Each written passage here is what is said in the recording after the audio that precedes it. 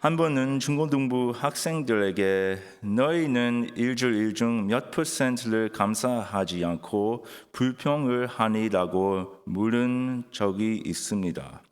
학생들은 모두 70, 90%가 불평을 한다고 대답했습니다. 이는 학생들의 생각과 말이 대부분 불평이라는 것을 알려주고 있습니다. 어른이 되어도 이 사실은 잘 바꾸지 않습니다. 저를 포함한 많은 분들이 하나님께 감사하기보다는 불평을 더 많이 한다는 사실을 인정하실 것입니다. 이스라엘 백성들도 이사야 49장 14절에서 하나님이 우리를 버리시고 잊으셨느리라고 하나님께 원망했을 만큼 불평하는 우리와 다르지 않습니다. 하나님은 이러한 불평에 대해 그들에게 그분의 신실하심을 상기시켜 주십니다. 우리 신실하신 하나님은 우리를 버리지 아니하시고 그의 신실하심으로 우리를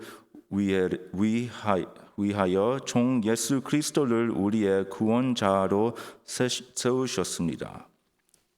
하나님은 그분의 신실하심을 설명하기 위해 1절부터 3절까지 두 가지 예를 사용하시는데 그 첫 번째는 결혼입니다. 하나님께서 자신들을 버리셨는지 위문을 품은 사람들은 그들이 포도 생활을 하고 있기 때문에 묻는 것이었습니다. 그러나 하나님께서는 믿음이 없는 신분들 그녀의 죄 때문에 보내셨지만 그분의 백성과의 관계를 영구적으로 끝내지는 않으셨습니다. 신명기 24장 1절부터 4절에는 아내와 이혼한 남자가 아내에게 이혼 증서를 건너준다고 나와 있습니다. 그러나 하나님과 그분의 백성의 관계에는 이와 같은 증명서가 존재하지 않습니다. 따라서 하나님은 그분의 백성과 이혼하지 않으셨습니다. 비록 그들과 우리가 모두 영적인 창기일지라도 하나님은 그의 신부에게 신실하십니다. 하나님이 사용하신 두 번째 예는 빚을 갚기 위해 노예로 팔린 상황입니다. 유다는 포로로 잡혀갔습니다. 그러나 이전 장에서 언급했듯이 하나님의 구원 계획은 이미 마련되어 있었습니다. 구출된 노예라는 이 포현은 하나님의 백성에게 이집트 탈출을 상기시켰어야 했습니다. 그러나 하나님의 백성들은 그들의 신실함으로 하나님의 신실하심에 응답하지 못했습니다. 오히려 그들은 그분을 의심했습니다. 그럼에도 2절과 3절에서 하나님은 첫 번째 출애굽에서 행하신 그분의 위대한 구속 행위를 그분의 백성들에게 상기시키십니다. 이사야가 말을 전했던 사람들은 하나님의 신실하심이 그토록 분명하게 나타났는데도 어떻게 하나님을 계속 의심할 수 있었습니까? 그러나 이스라엘 백성들처럼 하나님의 모든 위대한 일들에도 불구하고 예수님의 삶과 죽음과 부활이라는 가장 위대한 사역이 우리에게 나타났음에도 불구하고 우리 또한 여전히 하나님을 의심하는 모습을 가지고 있습니다. 이 의심은 하나님에 대한 의심이 그분의 말씀에 대한 위문으로 이어지며 우리가 우리 자신의 길로 걷게 하고 귀를 막게 함으로써 반역으로 변하게 합니다.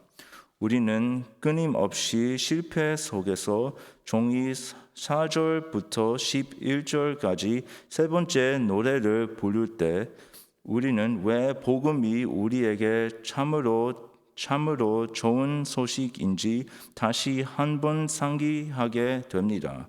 또한 우리는 10절에서 이 말을 하고 있는 종이 바로 그 종이라는 것을 알 수 있습니다. 4절에서는 이 주 하나님의 종을 선지자로 묘사하고 있습니다. 그의 혀는 하나님의 능력을 나타내는 도구로 쓰여집니다. 그분은 하나님의 말씀을 신실하게 듣는 분이시기 때문에 탁월한 선생이십니다. 예수님은 젊었을 때부터 하나님의 말씀을 듣는 데 전념하셨고 사람들이 들어야 할 것을 설교하는 사역과 사명을 시작하시면서 그분의 지혜도 커졌습니다. 이것은 나머지 하나님의 백성과는 완전히 다릅니다. 5절에 보면 2절에서 응답하는 자가 없다고 하였기 때문에 그 종은 거역하지 않고 귀를 열어 하나님의 말씀을 받았다고 합니다. 보통 사람은 종이 여기서 말하는 것을 말할 수 없습니다. 이사야 자신도 6장 5절에서 자신의 죄를 뼈저리게 깨닫는 것을 볼 수 있고 또한 모세와 예레미야와 같은 다른 하나님의 선지자들은 주님의 부르심에 저항하는 것을 우리는 봤습니다. 우리 모두도 이 신실한 종과 다르다는 사실을 고백할 수밖에 없습니다. 우리는 하나님과 그분의 말씀에 거역합니다. 우리는 종종 하나님께서 그분의 말씀에서 명령하시는 것보다 우리 자신, 우리의 위에, 우리의 이상을 더 중요하게 여깁니다. 우리에게는 하나님에 대한 전적인 헌신이 부족하지만 종 예수 그리스도는 십자가에 죽기까지 완전한 신실함을 유지하셨습니다. 우리는 6절에서 고통받는 종의 헌신은 그가 고통을 겪을 것이기 때문에 대가를 치르는 것을 봅니다. 그러나 이 고난은 그의 잘못 때문이 아니라 그의 신실함 때문입니다. 그리스도께서는 하나님께 대한 신실하심으로 인해 칭찬을 받고 높아져야 할 자리에서 오히려 조롱과 침뱉음을 당하셨습니다. 그리고 그분은 우리를 대신하여 십자가에서 저주를 받으셨습니다. 그럼에도 그리스도께서는 아버지의 뜻대로 고난의 길을 기꺼이 걸어가셨습니다. 7절은 그리스도의 고난이 하나님의 주권적인 통제 아래 있었다는 것을 보여줍니다. 종의 사명은 실패나 패배로 끝나지 않습니다. 그리스도께서는 우리를 위해 견디실 고난이 그분의 영광으로 이어질 것임을 아셨습니다. 그분기에 그분은 하나님 우편에 앉아 계십니다. 우리는 당연히 그리스도께서 이 영광을 받으시기에 합당하다고 생각할 수도 있습니다. 그분은 완벽하게 순종하셨고 신실하셨으며 십자가를 지셨습니다. 그러나 우리는 종종 우리가 짊어져야 할 십자가로부터 도망치려 하고 우리의 대적 사탄은 우리의 눈을 그리스도와 그분의 완전한 사역에서 외면하고 우리의 실패만을 바라보게 함으로써 우리의 확신을 흔들리게 할 것입니다. 그러나 우리 구주께서는 8절과 9절에서 우리 자신의 힘으로 일을 하도록 동기를 부여하거나 우리에게 모범이 되심으로써가 아니라 그분이 행하신 일을 신뢰하는 하도록 우리에게 상기시켜 주심으로써 우리에게 확신을 주셨습니다. 8절은 그 종이 고난과 조롱을 당하면서도 주인에 의해 위로 다함을 받았다는 것을 보여줍니다. 그리스도께서도 부활을 통해 자신이 주장한 대로 메시아임을 입증하셨기 때문입니다.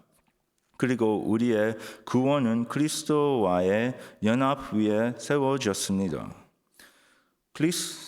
그리스도께서 부활하심으로 위롭게 되셨듯이 우리도 그분과의 연합으로 위롭게 되었습니다.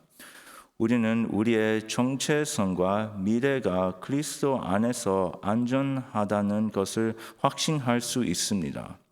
구절에서 보여주듯이 종의 원수들의 거짓과 비난은 모두 패배할 것이며 그리스도께서 다시 오실 때 그분을 쫓아냈던 모든 사람들은 무릎을 꿇고 그분을 주로 고백할 것입니다. 결국 그리스도는 승리자이시며 그분의 전적인 은혜로 우리는 그분 옆에 앉아 그분의 승리에 동참하게 될 것입니다. 그러나 이것은 10절과 11절에서 말하는 것처럼 우리가 주의 종의 음성에 순종할 경우에만 가능합니다. 우리는 자신을 양이라고 고백하고 우리를 사랑하시고 보호하시는 목자를 따르며 말씀대로 살아가기만 하면 됩니다. 제자로서의 이 삶은 쉽지 않을 것입니다. 그리스도께서 우리를 위해 마련하신 길을 따라갈 때 그 길은 고난으로 채워질 것입니다. 또한 우리는 어두운 계곡으로 걸어가고 불확실한 시기를 겪으며 우리의 믿음이 흔들릴 수도 있습니다. 하지만 우리 하나님은 신실하신 하나님이시기 때문에 우리는 이 길을 충실히 따를 수 있습니다. 그분은 언약의 하나님이십니다. 그분은 고난 중에도 그리스도를 버리지 않으셨습니다. 왜냐하면 그 고난은 모두 그리스도를 영광으로 이끈 그분의 뜻과 일치했기 때문입니다. 하나님께서 그의 아들을 사랑하신다면 그와 연합된 우리를 어찌 사랑하지 않으실 수 있겠습니까? 하나님께서 결코 우리를 버리지 않으실 것입니다. 우리의 신실하신 하나님을 기억함으로써 그리스도를 따르는 고난을 받아들이고 그분을 위해 신실하게 살아갑시다. 죄로 가득 찬 이 생의 고난이 영광으로 이어지는 것은 오직 그리스도를 신뢰해야 가능합니다. 다른 희망은 없습니다. 우리 자신을 믿고 우리 자신의 길을 밝히려고 하면 우리는 불타버릴 것입니다. 그러나 때로는 그리스도인으로서 우리의 삶이 우리의 믿음과 일치하지 않기 때문에 우리 자신을 불태우기도 합니다. 그러나 이 불은 우리를 향한 하나님의 진노의 불이 아니며 그리스도께서 우리를 대신하여 취하신 불이 아닙니다. 오히려 그것은 우리를 훈련하고 연단하며 우리의 잘못에 대해 회개하도록 부르고 오직 그리스도께만 믿음을 두도록 다시 불어들이는 불입니다. 우리 안에서 선한 일을 시작하신 분께서 그 일을 완성하시도록 하나님의 신실하심을 같이 찬양합시다. 기도합시다.